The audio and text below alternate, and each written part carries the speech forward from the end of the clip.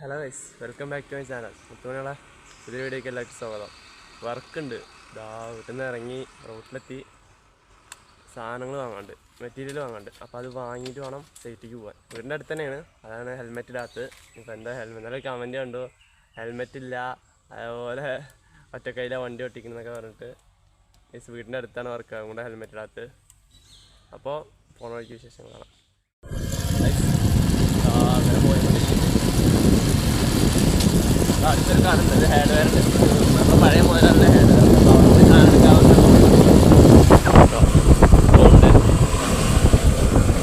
അടുത്ത് തന്നെയാണ് കട. അപ്പോൾ ഞാൻ അവിടെ നിന്നാണ് സാധനങ്ങളൊക്കെ എടുക്കൽ. എൻ്റെ പണി വരുമ്പോൾ അവിടെ നിന്ന് സാധനങ്ങൾ എടുക്കലുണ്ട്. ഇങ്ങനെ പോകുന്നുണ്ട്. ഈ വളവ് കഴിഞ്ഞ് അടുത്ത വളവെത്തുന്നതിന് മുന്നേ ഷോപ്പെത്തും. അപ്പോൾ അവിടെ പോവുക. രണ്ട് മെറ്റീരിയൽ രണ്ടെണ്ണം വാങ്ങാനുള്ളൂ, 2 സാധനം വാങ്ങാനുള്ളൂ. അങ്ങനെ ചെറിയ മെയിൻ്റെനൻസ് ആണ്. അത് വാങ്ങുക, നേരെ വീട്ടിലോട്ട് പോവുക. വീട്ടിലേക്കല്ല, നമ്മൾ സൈറ്റിൽ പണിയെടുക്കുന്ന സൈറ്റിലോട്ട് പോവുക, അത് ചെയ്യുക. അത് തന്നെയാണ് ഷോപ്പ്. സാധനം കിട്ടി. മഴ പെയ്തു, നല്ല മഴ. കോട്ടെടുത്തില്ല, നല്ല മഴ പെയ്യുന്നുണ്ട്. പൊട്ടുമെന്ന് തോന്നുന്നു. സാധനം കിട്ടിയതാണ്, സാധനം മടിയിൽ വെച്ചിട്ടുണ്ട്. പക്ഷേ സാധനം കിട്ടിയപ്പോൾ മഴയും പെയ്തു. ഇങ്ങനെ പോയിക്കൊണ്ടിരിക്കുന്നുണ്ട്. വീട്ടിൻ്റെ തൊട്ടപ്പുറത്താണ്.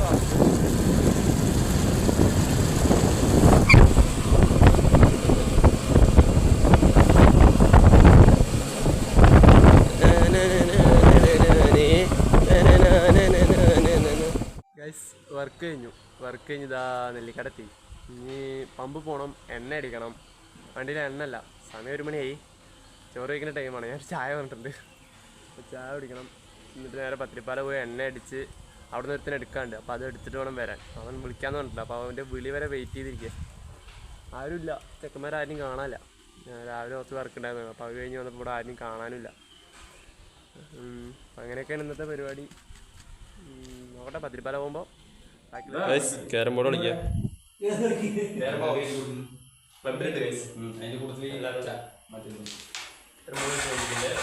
പത്തിരിപ്പാല പോയില്ല, ക്യാരം ബോർഡ് കളിക്കാതെ തീരുമാനിച്ചു. കളിച്ചുകൊണ്ടിരിക്കുക. പണിയില്ലാത്തത് കൊണ്ടേ ഇവിടെ വന്നിട്ട് ക്യാരം ബോർഡ് കളിച്ചുകൊണ്ടിരിക്കുക. അതാണ് വൈബ്. ഓക്കെ ഗൈസ്, കുറച്ച് കഴിഞ്ഞിട്ട് വരാം. ബാക്കി ഗൈസ് വീട്ടിൽ കളിയൊക്കെ കഴിഞ്ഞ് വീട്ടിലെത്തി.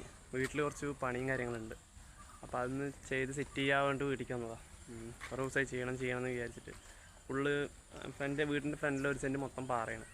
അപ്പം മൊത്തം പുല്ലും കാര്യങ്ങളൊക്കെ പൊന്തിയിട്ട് മഴ പെയ്ത് കഴിഞ്ഞ് ഇതാണ് അവസ്ഥ. അപ്പുറത്ത് തൊടിയിൽ നിന്നുള്ള കച്ചറ മൊത്തം അപ്പുറത്തേക്ക് വരും.